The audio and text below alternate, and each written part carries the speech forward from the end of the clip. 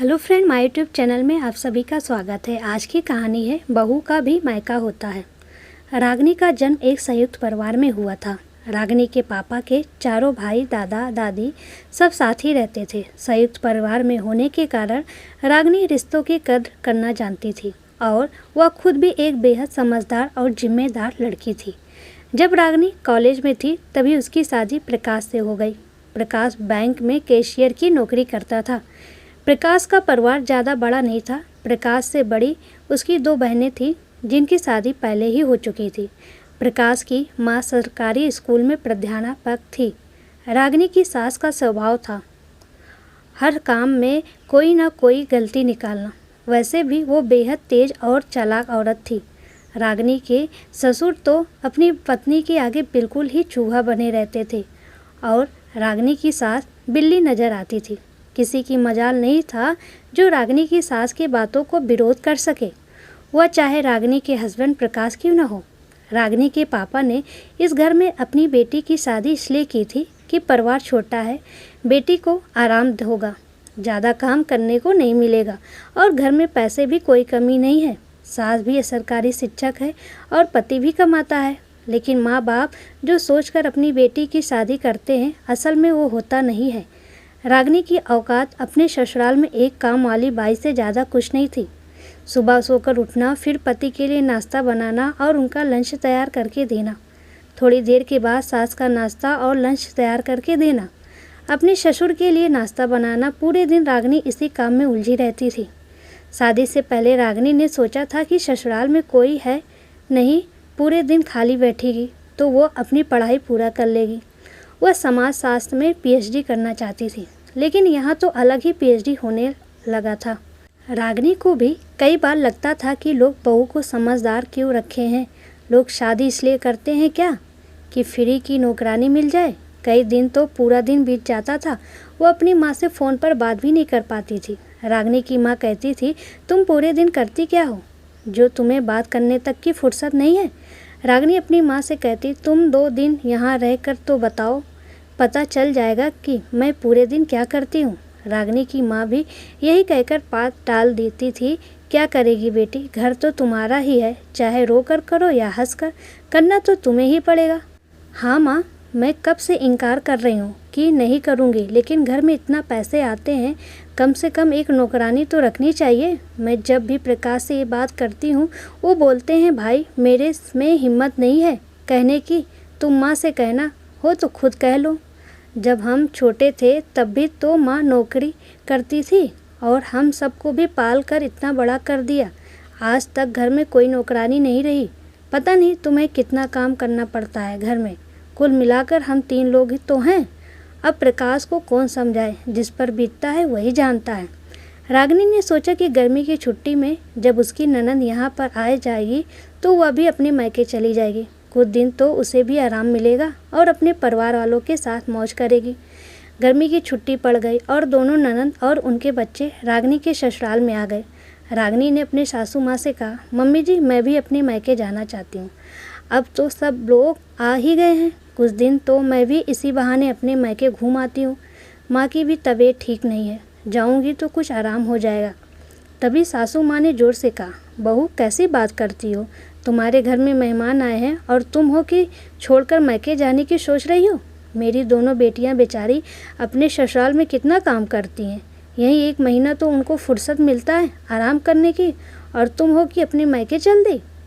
रागिनी अपना मन मनोस कर रह गई और मन में सोचने लगी कि ननद को मायके में आराम चाहिए तो क्या मैं ज़िंदगी भर सबकी खातिरदारी करने के लिए जन्म ली हूँ। पूरे दिन रागिनी की दोनों ननद और उसकी सास तीनों मिलकर गप्पे लड़ाते रहते। अगर रागिनी गलती से उनके पास चली जाती तो तीनों चुप साथ लेते। रागिनी पूरे घर में अपने आप को अकेला महसूस करती थी। शाम होते ही सासू माँ अपनी बेटियों को लेकर बाजार शॉपिंग करने के लिए चली जाती और उसकी दोनों ननद अपनी माँ से ढेर सारा सामान खरीदवा कर लाती। एक दिन जब बाजार जा रहे थे, रागिनी बोली, मम्मी जी मैं भी बाजार चलूँ क्या, मुझे भी कुछ खरीदना है। रागिनी के सास ने कहा, अगर तुम बाजार चली जाओगी तो घर में खाना कौन बनाएगा। रागिनी अपने सास से कुछ भी सामान खरीदने को कहती तो बड़ी मुश्किल से खरीद कर देती थी। और अपनी बेटियों के लिए तो ऐसा लग रहा था कि सारे पैसे लुटा देंगी। रागिनी की दोनों ननद अपने भाई के सामने ऐसे दिखाती थी कि वो अपने भाई से कितना प्यार करती हैं और भाभी से भी। रागिनी ने अपने पति प्रकाश से कहा, मुझे भी मायके जाना है, अपनी माँ से बोलो। प्रकाश ने एक दिन अपनी माँ से कहा, माँ, रागिनी को भी बहुत दिनों अपने मायके गए हुए हो गए और अभी तो दीदी भी आई हुई हैं। प्रकाश के सामने प्रकाश की माँ ऐसे दिखाती थी जैसे वो कितना प्यार करती हो रागिनी से। प्रकाश की माँ बोली, हाँ बेटा, मैं कब मना कर रही हूँ, ले जाओ कल सुबह और वहीं पर रुक जाना। अगले सुबह लेकर फिर बहू को वापस आ जाना। बार बार लेने ही जाते रहोगे क्या? रागिनी ने सोचा, चलो कोई बात नहीं, एक दिन ही सही, कुछ तो आराम मिलेगा। सुबह होते ही प्रकाश रागिनी को लेकर उसके मायके पहुँच गया। अगली सुबह होते ही प्रकाश बोला, चलो जल्दी से तैयार हो जाओ, मुझे ड्यूटी भी जाना है। रागिनी की माँ बोली, बेटा अभी रागिनी को कुछ दिन यहीं पर रहने दो, कितने दिनों के बाद तो आई है और आपके घर में तो अभी आपकी बहन भी आई हुई हैं, कोई दिक्कत भी नहीं है। प्रकाश बोला, यही तो दिक्कत है माँ जी, अब आप भी सोचिए, आपके घर में कोई आया हुआ है और आप भी घर से बाहर चले जाएं, क्या ये अच्छा लगता है? रागिनी बोल उठी कि ये तो हर साल होगा, हर साल गर्मी की छुट्टियों में आपकी दोनों बहन यहाँ पर आएंगी, तो क्या मैं कभी गर्मी की छुट्टियों में अपने मायके नहीं जाऊँगी? प्रकाश ने कहा, मैंने कब कहा कि नहीं जाओगी, लेकिन रागिनी सब मैनेज करना पड़ता है, अभी चलो बाद में देखेंगे जो होगा।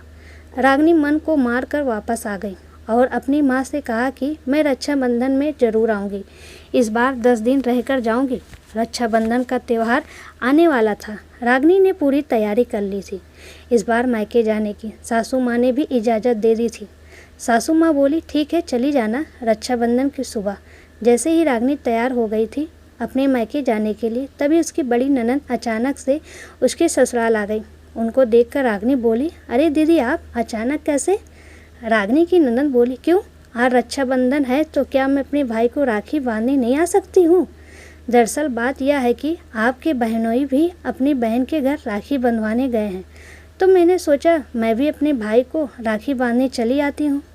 रागिनी बोली, दीदी लेकिन हम तो अभी कुछ देर में ही अपने मायके जाने वाले हैं और प्रकाश भी मुझे लेकर जाएंगे। ननद बोली, ऐसे कैसे चले जाएगा, उसके लिए मैं इतनी दूर से आई हूँ। रागिनी की सास भी अपनी बेटी का पक्ष लेकर कहा कि बहू तुम्हें भी कुछ समझ नहीं आता, तुम्हारा भाई जितना प्यारा है उतना ही प्यारा मेरी बेटी को भी भाई प्यारा है। वो इतनी दूर से अपने भाई को राखी बांधने आई है, तुम 2 घंटे बाद चली जाओगी तो पहाड़ नहीं टूट जाएगा। और हाँ, शाम तक ज़रूर आ जाना, क्योंकि मैं भी आज अपने भाई को राखी बांधने जाऊंगी। रागिनी मन ही मन सोच रही थी कि ऐसे तो हर साल कोई राखी बांधने नहीं जाता था, आज मैं अपने मायके जाने लगी तो सबको राखी बांधना है।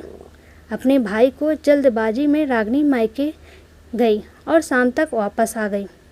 वह सोच रखी थी कि इस बार तो वो 10 दिन अपने मायके ज़रूर रहेगी। रागिनी ने सोचा इस बार तो चलो, लेकिन दिवाली में मैं मायके ज़रूर जाऊंगी। कुछ दिनों बाद मेरी छोटी वाली ननद की डिलीवरी होने वाला था।